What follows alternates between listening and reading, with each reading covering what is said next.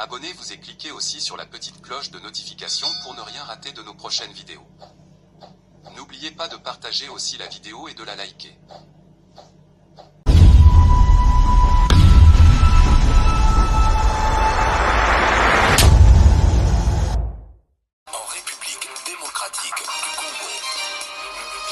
Négociation de PDDoA, nouveau rapport des discussions visant à finaliser les mesures de confiance et les cessez-le-feu entre le gouvernement congolais et les groupes armés AFC M23.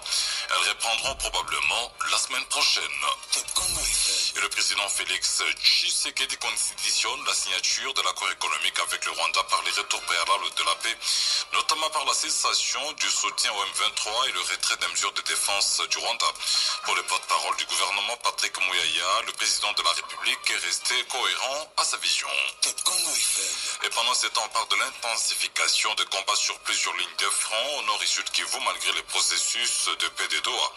Dans la province du sud Kivu, les affrontements se sont concentrés ces derniers temps dans les territoires de Walungu et de Kabare à la limite avec Mwenga et Shabunda.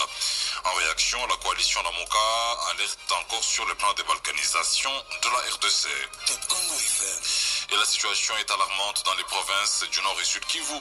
Les soins de santé primaires et secondaires sont de plus en plus inaccessibles pour ces populations à cause de l'insécurité et des difficultés à traverser les lignes de front.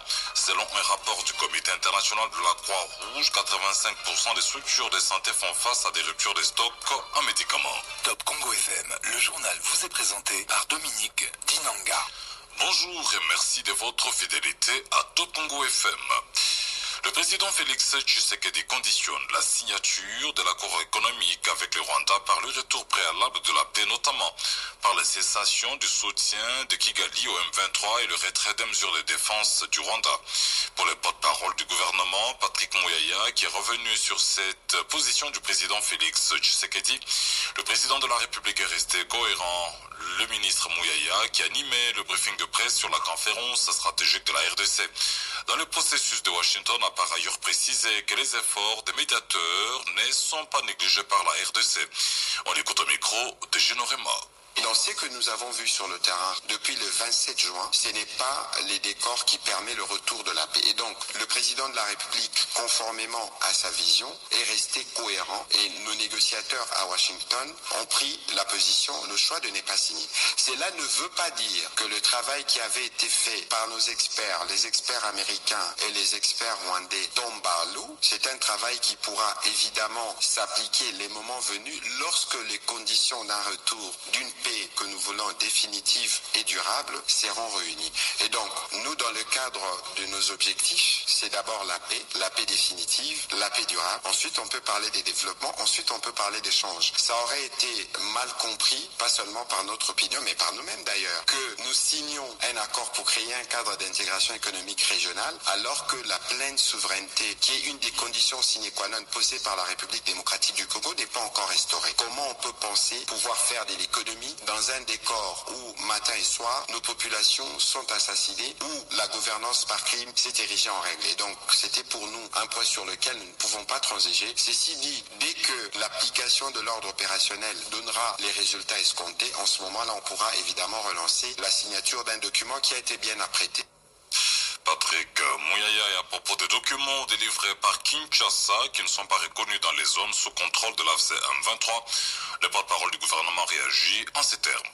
Comme je l'ai dit, il y a beaucoup d'agitation. Vous ne vous y trompez pas. Goma, Bukavu font partie de la République démocratique du Congo. Et il est hors des questions, pour ceux qui sont là, de penser qu'ils peuvent poser des actes qui changent, notamment les règlements en matière des déplacements de population ou même des expatriés. Ne vous y trompez pas. Et c'est clair, et nous l'avons dit, nos populations qui sont dans les villes de Goma n'ont pas, par exemple, besoin de payer un laissez-passer ou un tenant-lieu, un document établi par les occupants qui sont illégitimes pour penser faire des déplacements. C'est pour ça qu'il y a eu une instruction qui a été donnée aux compagnies aériennes. Mais par contre, toutes nos ambassades environnantes sont instruites pour que tous les Congolais qui sortent de cette partie du territoire, s'ils veulent venir à Kinshasa, on leur délivre gratuitement un document qu'on appelle sauf-conduit qui leur permettra de s'émouvoir. Pour le reste, Je ne sais pas si ce que vous me dites est authentique parce qu'ils sont coutumiers notamment de faire de la grosse manipulation pour tenter de légitimer une forme de gestion. Mais tout ça, c'est des actes qui démontrent simplement que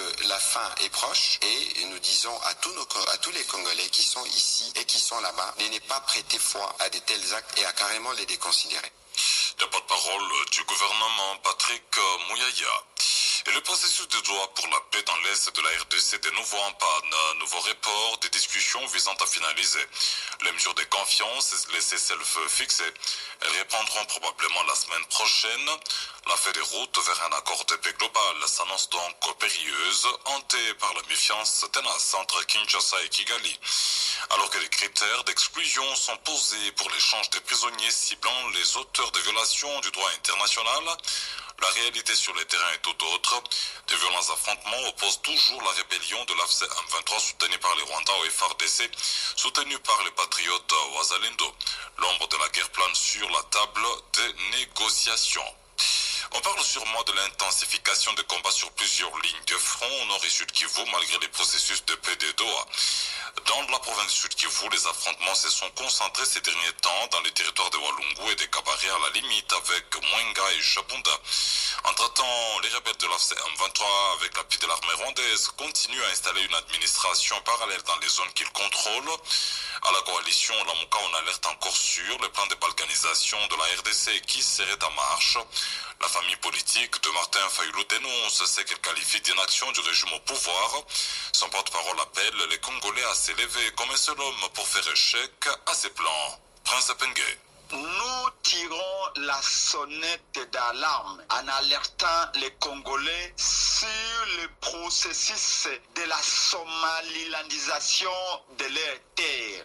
Goma est devenu le nouveau Somaliland du Congo. Tous les voyants sont au rouge. Ce n'est pas les solutions qui manquent pour sauvegarder l'intégrité de notre territoire et ramener la paix entre politique et société civile, mais plutôt la distraction et l'inaction de l'IDPS, de l'Union sacrée qui inquiète les Congolais. Pourquoi alors que Nanga est en train de recruter des militaires, Nanga est en train de nommer des juges, Nanga est en train de fabriquer des passeports et bientôt il mettra des visas sur pied. Il ne restera pour lui que débattre la monnaie et disser un drapeau autre que celui du Congo dans nos territoires de Goma et de Bukavu. Mais à Kinshasa, l'IDPS et l'Union sacrée, c'est la coule douce. D'où la Mouka et la DL Congo exige que l'IDPS et l'Union sacrée cachent les morceaux. Apparemment, il y a des vérités qui nous cachent sur cette guerre. Comment expliquer que notre patrie est en train d'agoniser sous nos yeux, mais l'IDPS a la tête ailleurs? Et l'Union sacrée a d'autres priorités. Il n'est pas concevable que l'on laisse pourrir la situation sécuritaire et politique du pays en espérant tirer les dividendes politico-électoraux dans les jours à venir. D'où ADD Congo appelle les Congolais maintenant à exiger la vérité. Les territoires congolais de Goma et de Bukavu ne peuvent pas devenir Somaliland, peuple congolais. Empêchons ces processus. C'était Prince Pengue, président de l'ADD Congo et porte-parole de l'Amuka. Situation alarmante dans les provinces du Nord et Sud Kivu, les soins de santé primaires et secondaires sont de plus en plus inaccessibles pour ces populations à cause de l'insécurité et des difficultés à traverser les lignes de front. Selon un rapport du Comité international de la Croix-Rouge, 85% des structures de santé font face à des ruptures de stock en médicaments pour la prise en charge des malades et des blessés de guerre. Près de 40% de ces formations médicales ont subi une fuite du personnel. Le CICR s'inquiète à propos de cette situation et appelle à la recherche des solutions qui visent à garantir le fonctionnement des structures de santé. François Morayon, chef de la délégation du CICR en RDC, qui l'a dit au cours d'une conférence de presse dénumérée à Kinshasa, il est au micro de Rachel Nsiwe. 85% des structures de santé que nous avons évaluées font face à des ruptures de stock en médicaments et en intro vitaux à la prise en charge des malades et des blessés. Près de 40% de ces structures ont subi des fuites de personnel. Le CICR s'alarme d'autant plus que la situation sur le terrain se détériore avec une reprise des violences armées dans le Grand Nord, le Petit Nord et ainsi que le Sud Kivu, où nous constatons, aux côtés de mouvements de population, un afflux massif de blessés. 71% des structures de santé sur les 240 évaluées ont reçu d'ailleurs des blessés par arme. Le CICR, pour sa part, a mené des interventions chirurgicales pour quelques 3125 nouveaux blessés depuis le 1er janvier 2025 jusqu'au 30 septembre de cette année. Selon l'étude toujours du CICR, 91% des aires de santé au nord et au sud Kivu adressent chacune plus de 5000 déplacés internes. À cela, il faut rajouter les retournés qui exercent encore une fois une pression importante sur ces structures de santé. Il est donc urgent que des actions soient prises, des mesures adoptées et des mécanismes mis en place afin de prévenir l'effondrement des services de santé aux populations du nord et du sud Kivu. Encore des réactions après la récente déclaration de la SENCO opposée à la peine de mort prononcée par la Haute Cour militaire contre l'ancien président de la République, Joseph Kabila. La jeunesse de l'Union pour la démocratie et le progrès social condamne cette prise de position des évêques catholiques. Réunis au sein du G27, ces jeunes indiquent que la SENCO devrait éviter toute attitude partisane et se concentrer plutôt sur sa mission spirituelle loin des influences politiques. On écoute Maître Konga Ilunga, porte-parole du G27. Le G27 exprime sa consternation totale et irrévocable face à une telle prise de position qui, sous couvert d'un discours de réconciliation, viole son rôle de l'autorité morale, affaiblissant par ricochet l'autorité de l'État et mettant gravement en péril les combats de tout un peuple contre l'impunité. La SENCO semble choisir la sensibilité des coupables au détriment de la souffrance des millions de Congolais victimes du Génocide, compromettant par ailleurs sa mission prophétique de défendre la vérité et la justice. La préoccupation qu'elle a exprimée dans une prétendue perspective humaniste demeure inopportune, malvenue et suspecte dans le contexte actuel. Au lieu de s'ériger en tribunal d'opinion, la SENCO devrait appuyer le rétablissement de la vérité historique et encourager le redressement moral de la nation. Le G27 condamne avec véhémence l'attitude partisane et équivoque de la SENCO et l'exhorte à se recentrer sur sa mission spirituelle, loin des influences politiques et des calculs diplomatiques. L'autorité morale de l'Église doit éclairer la nation et non confondre la vérité. Appelle la communauté tant nationale qu'internationale à soutenir sans réserve la justice congolaise qui s'attaque enfin aux causes profondes de l'instabilité de la nation. Réaffirme avec fermeté son engagement indéfectible à défendre l'indépendance du pouvoir judiciaire, pilier de la souveraineté nationale et garant du respect des valeurs républicaines. Maître Konga Ilunga. Assassinat des 4 enquêteurs de santé dans la zone de santé de Isangi dans la province de la Chopo. À Kinshasa, le Sinamed réagit. Le syndicat national de médecins s'est consterné par les atrocités subies par ces médecins en pleine mission d'enquête de santé publique. Le Sinamed déplore l'indifférence du gouvernement face à ces énièmes cas d'assassinat de médecins des services publics de l'État et exige la prise en charge des funérailles de toutes les victimes et spécifiquement des docteurs Mbungi Placide conformément aux dispositions pertinentes du décret 06/130 du 11 octobre 2006, décret portant statut spécifique de médecins des services publics de l'État. Dans une déclaration faite mercredi à Kinshasa, le Sénat demande aux autorités judiciaires d'arrêter de traduire en justice les auteurs de cet acte pour qu'ils subissent la rigueur de la loi. On écoute un extrait de la déclaration lue par Dr Jeanne Diakangela, secrétaire générale adjointe du Sinamed, propos recueillis par Peggy Wabeno. Toutes ces atrocités se sont passées dans l'indifférence la plus totale des autorités politico-administratives locales censées assurer leur sécurité. De ce qui précède, le bureau exécutif national exige ce qui suit. La prise en charge des funérailles de toutes les victimes et spécifiquement du docteur Mbungi Placide, conformément aux dispositions pertinentes du décret 2006/130 du 11 octobre 2006 portant statut spécifique des médecins des services publics de l'État. Le gouvernement de la République, employeur des médecins des services publics de l'État, prenne toutes les dispositions sécuritaires nécessaires avant d'envoyer les médecins et les autres professionnels de santé en mission, surtout dans les zones où la sécurité de la population reste à désirer. Que le gouvernement de la République, leur employeur qui les a mandatés, indemnise leurs familles respectives. Le Bureau exécutif national se réserve le droit d'évaluer a priori l'opportunité pour ses membres d'exécuter les missions du gouvernement dès lors que les conditions matérielles et sécuritaires ne sont pas réunies. Le Bureau exécutif national exige au gouvernement de garder leur nom sur les listings de paye de la prime de risque pendant une durée d'au moins 5 ans pour la survie de leur progéniture. Et pendant ce temps, on parle encore de l'amélioration des conditions de médecins en RDC.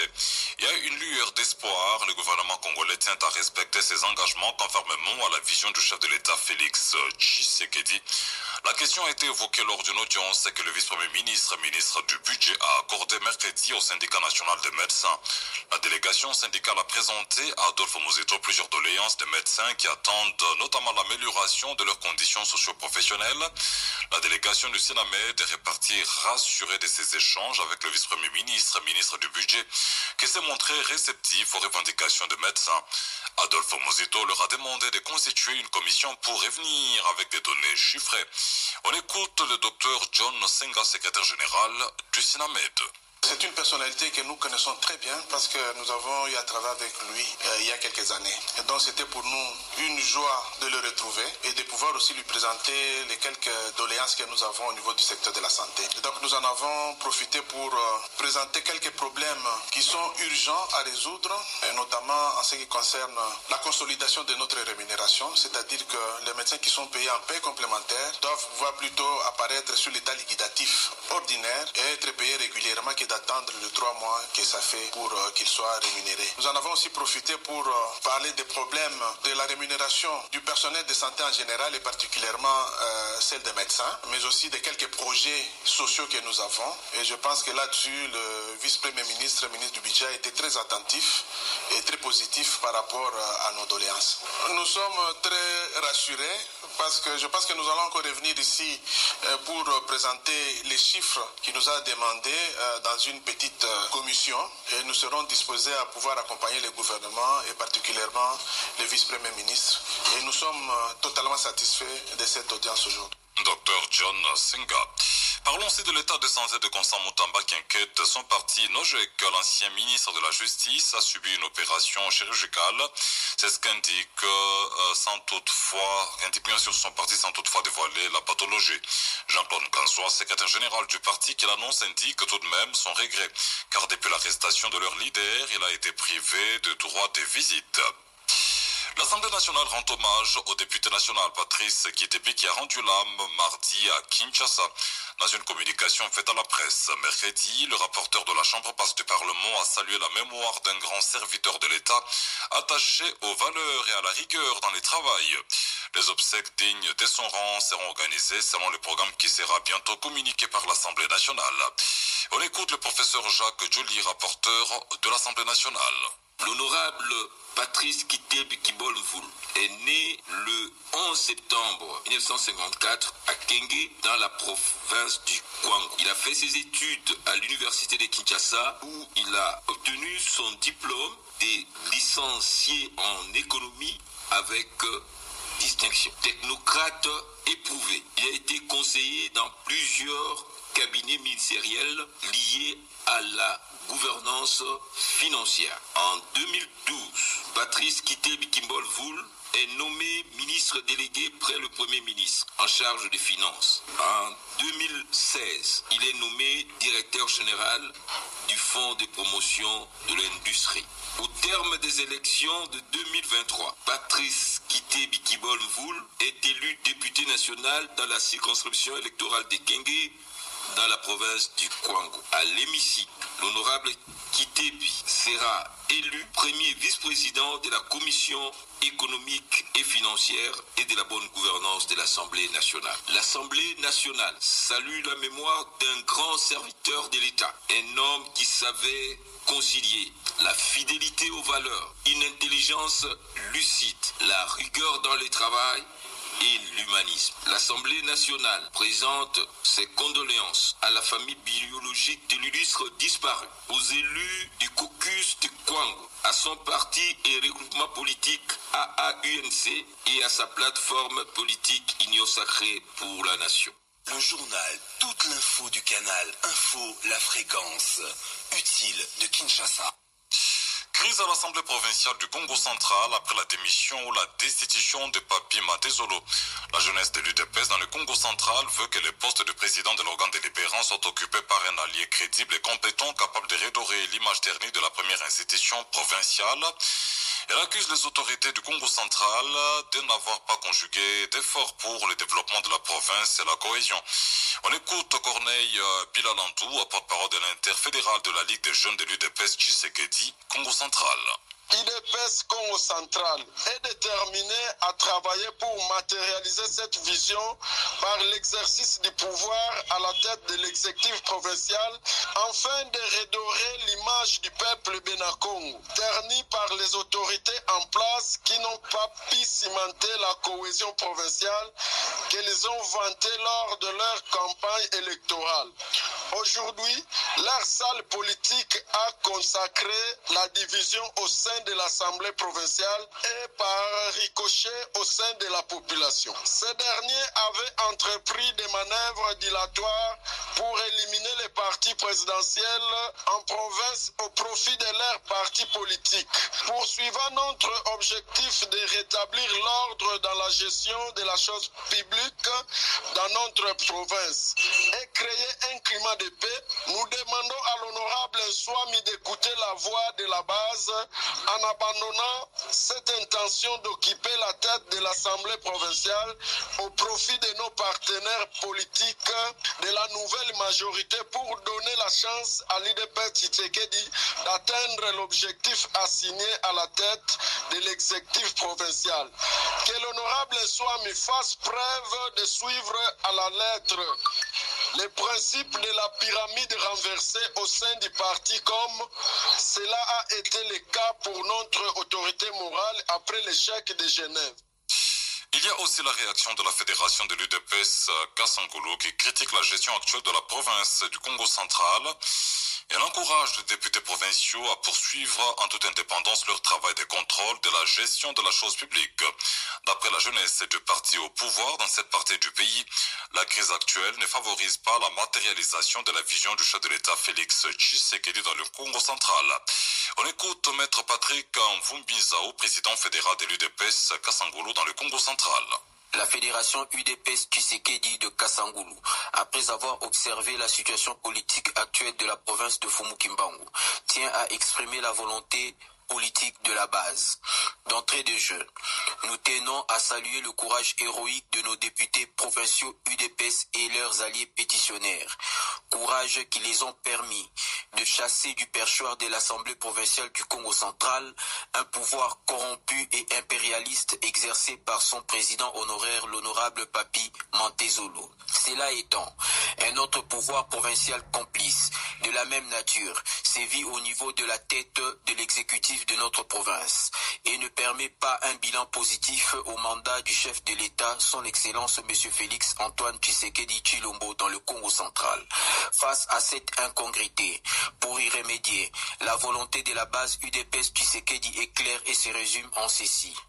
Que le législatif provincial puisse être confié à un autre allié de l'UDPS compétent, car la base UDPS Tshisekedi ne veut qu'une seule et unique chose, que le gouvernorat de la province de Fumukimbangu puisse être dirigé par un combattant digne fils maison de l'UDPS Tshisekedi.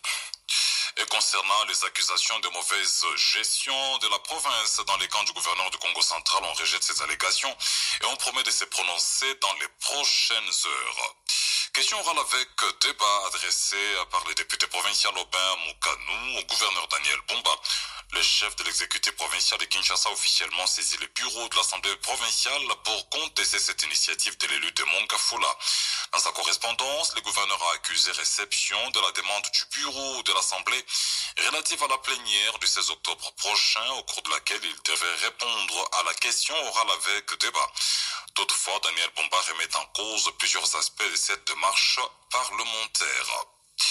On change de chapitre pour parler de la protection et consolidation de l'industrie locale. Le ministre du Commerce extérieur, Julien Paluku, a visité mercredi le Grand Moulin de Kinshasa dans la commune de Ngaliema. Cette entreprise est aujourd'hui victime de la concurrence déloyale des farines de maïs et des fromages importés de l'Angola et d'autres pays.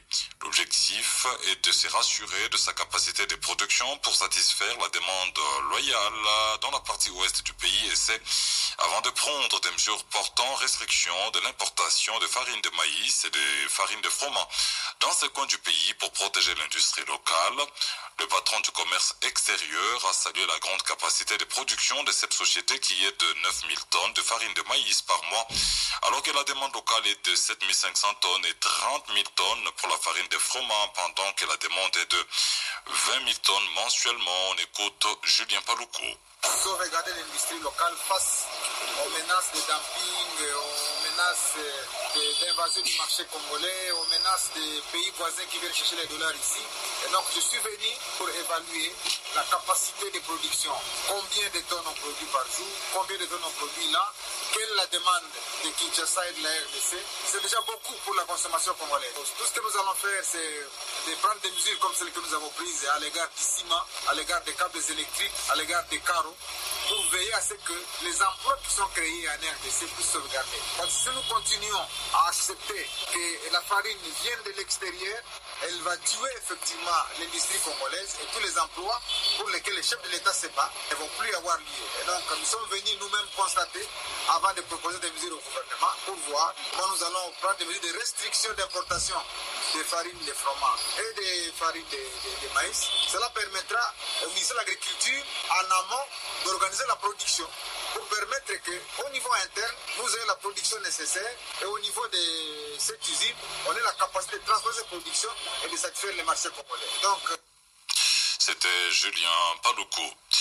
On se rapproche de plus en plus de la numérisation du secteur de santé en RDC, le Fonds de promotion de la santé. FPS et l'Agence nationale d'ingénierie clinique et du numérique de la santé. Une application appelée e-pharma pour permettre une gestion digitalisée des réquisitions émises par les établissements de soins de santé.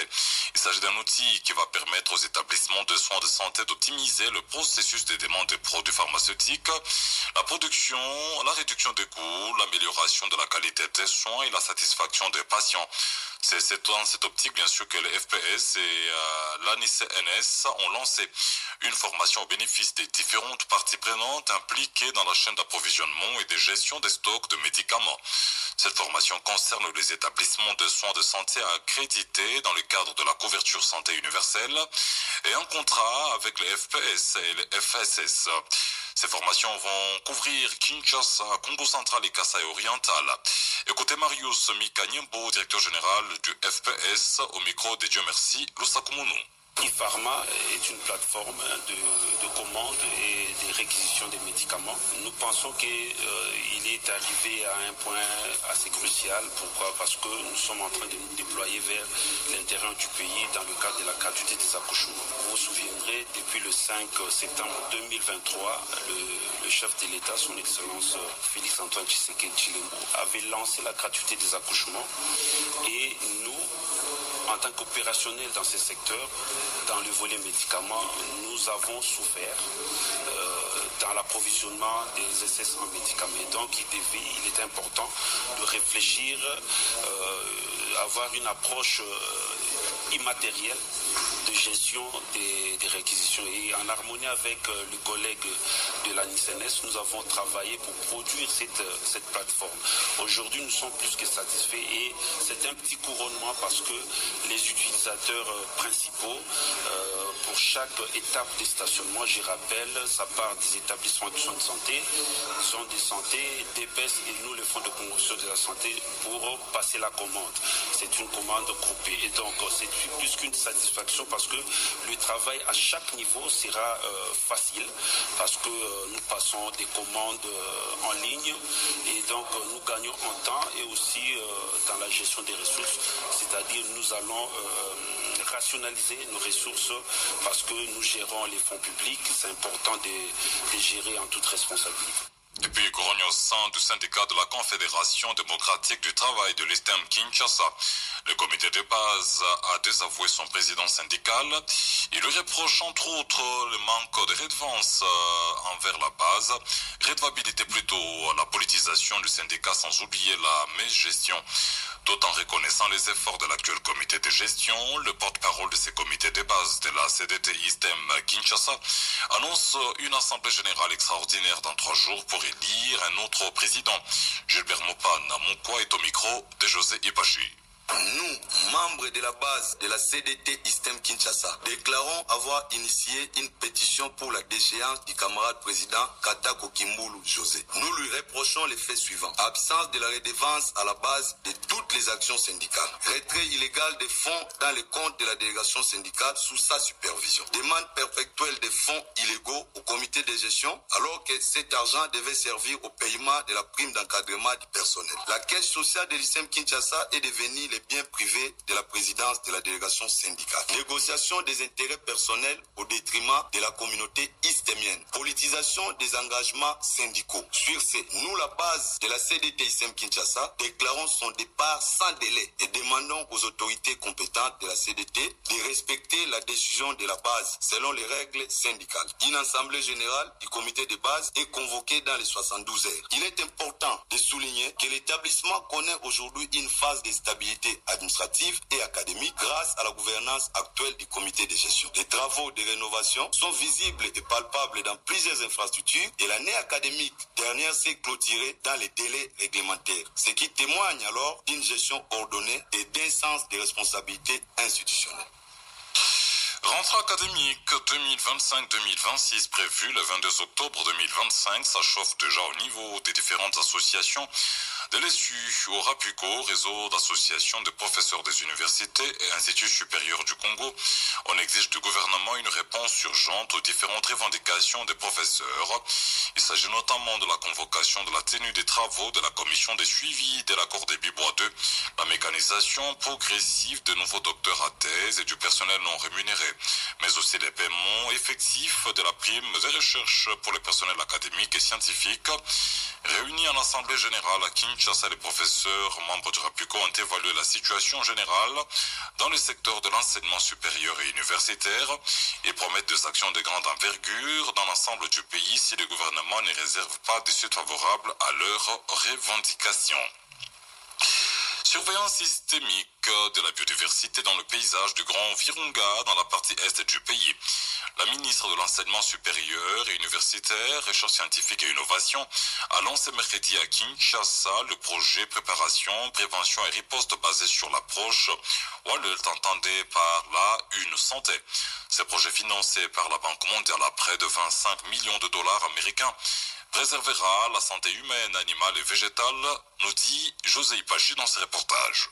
Lors de ce lancement, professeur Nadège Ngombe Kabamba, coordonnatrice nationale de One Health, approche une santé en RDC, a appelé à la mutualisation des forces pour la réussite de ce projet. Nous lançons un seul message, que véritablement nous puissions mutualiser les efforts ensemble pour une bonne santé de nos populations, pour une bonne santé de la biodiversité, pour une bonne santé de la faune sauvage, sans oublier les animaux domestiques qui vivent aussi dans le paysage du Grand Virunga. Le représentant du représentant de FAO a dit son engagement pour une bonne mise en œuvre de ce projet. Améliorer la coordination et les politiques, mobiliser les investissements durables. Le choix de l'approche One Health pour ce projet reflète une compréhension profonde des interconnexions entre la santé humaine et la santé animale ainsi que celle environnementale dans un contexte du paysage du Virunga marqué par des pressions écologiques, des mouvements transfrontaliers et des risques zoonotiques accrus. Lançant ce projet, la ministre Marie-Thérèse Sombo de l'enseignement supérieur et universitaire, recherche scientifique et innovation a émis le vœu de voir ce projet bâtir un avenir meilleur pour toute la sous-région. Ce projet sera un levier pour améliorer la surveillance écosystémique, renforcer la préparation locale et encourager la coopération transfrontalière. Ensemble, travaillons pour faire de ce projet un modèle régional de gestion intégrée, innovante et durable afin de bâtir un avenir meilleur, plus sain et plus résilient pour la République démocratique du Congo et pour toute la sous-région. Ce projet bénéficie de l'appui et de l'accompagnement de plusieurs partenaires dont l'OMS, l'UNICEF, l'INSP, ICSN et tant d'autres. José Ipachi. Un moment historique pour l'aviation congolaise. Air Congo a procédé à la remise de brevets à toute la première promotion d'hôtesse de l'air formée en interne. C'est donc le début de carrière de ces personnels de cabine prêts à représenter l'excellence congolaise dans les airs. Milva Kanyeba. C'est une nouvelle page qui s'ouvre pour la première promotion de professionnels cabines formés par Air Congo. Au total, 28 candidats ont participé à la cérémonie de remise de brevets qui s'est déroulée dans une ambiance festive marquant une étape importante dans leur parcours professionnel. Jeanne-Madeleine Toujibikile, présidente du conseil d'administration de Air Congo, félicite le lauréat et salue ce moment historique qui reflète l'engagement du pays à bâtir une compagnie nationale forte porté par des professionnels formés avec rigueur. Cet événement historique symbolise l'engagement d'Air Congo à bâtir une compagnie nationale forte, portée par des femmes et des hommes formés avec rigueur et prêts à représenter l'excellence congolaise dans le ciel. Nous adressons nos chaleureuses félicitations. Vous êtes les pionniers de cette aventure et les ambassadeurs de notre compagnie auprès de chaque passager que vous servirez. Au nom de tout le lauréat, Katia Tengoy a exprimé sa gratitude envers le responsable de cette compagnie aérienne. Elle souligne que cette cérémonie symbolise un nouveau départ dans leur carrière. Cette cérémonie marque bien plus qu'une fin de formation.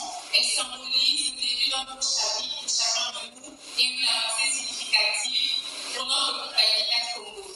Nous exprimons notre profonde gratitude aux autorités présentes, à notre gouvernement, à la direction générale d'Air Congo, ainsi qu'à l'aviation civile et à tous ceux qui ont soutenu ce projet. Merci pour votre vision, votre confiance et votre engagement. Les certificats que nous recevons aujourd'hui sont le reflet de notre engagement à assurer la sécurité, le confort et la satisfaction de nos passagers et à contribuer activement au développement du transport aérien de notre pays. Quant à la directrice commerciale Cécile Serrao, encourage le lauréat à rester ambitieux et à porter haut le couleur du pays tout en restant fidèle à leurs valeurs et personnalités. Air Congo est fier d'avoir des hôtesses congolaises. Ensemble, nous continuons à faire de notre vol une réussite. Continuons à faire la différence. L'important, c'est de rester fidèle à votre personnalité tout en tenant compte que les yeux des passagers vous regardent. Bon courage à vous. Cette première promotion incarne l'espoir d'une aviation congolaise tournée vers l'excellence. Milva Kanyeba.